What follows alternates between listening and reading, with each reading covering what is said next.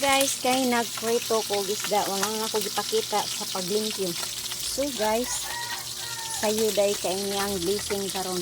So nako ang gyapon kay tagpasalamat sa Ginoo guys no, kay bisan pa man sa atong kalisod na gyapoy istiya ang Ginoo na ipadala sa ato ang kinabuhi kay siya man di nagtiya ani guys kay wa ko nagdahom nga sa akong pagmata kay naay isda gihapon diri sa musilingan natang ni sa tong amiga nako nga naa sa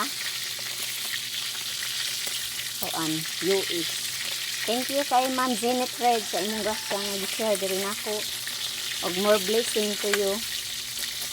So ako ning tutuhon guys kay tanan ako ni siyempre tanan guys para mauna siya ni akong kuot-kuoton para isubak sa akong utan para na isubak ang akong utan.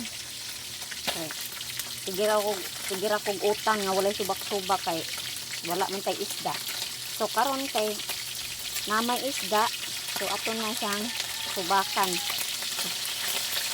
Ato na ni siyang budget-budgeton guys, so para naan gid kay ma iling-iling sa ato ang panud-an.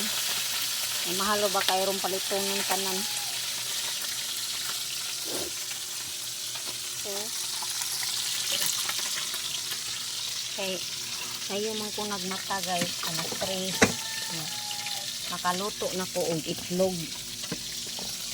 So tuan na akong estudyante diha ka buok itlog ra ang akong gipasuan niya tulo ka buok man akong gipalit nga itlog gabi. So mag-andam ko daan. So daan dapita guys kay prito ko og isda. So salamat kayo sa inyong suporta guys, sa inyong pag-share o follow sa akong ng vlog content Marvic Nunez o sa akong YouTube channel. Salamat kayo sa inyong pag-subscribe. Ang YouTube channel day guys kay Marvic Baplor Nunez. Thank you so much kayo sa inyong kanunayng pagsuporta.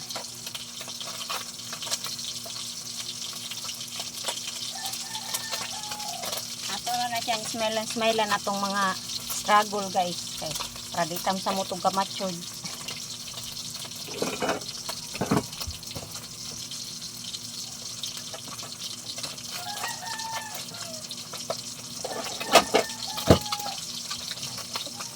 Di bangon na di.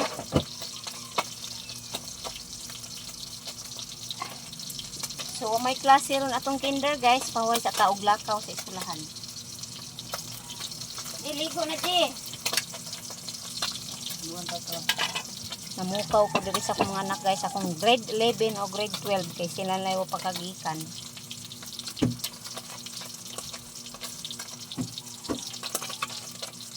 Hello guys, good morning to all. So mao na sad ni akong video for today, adlaw nga Lunes. So luto na ang akong isda.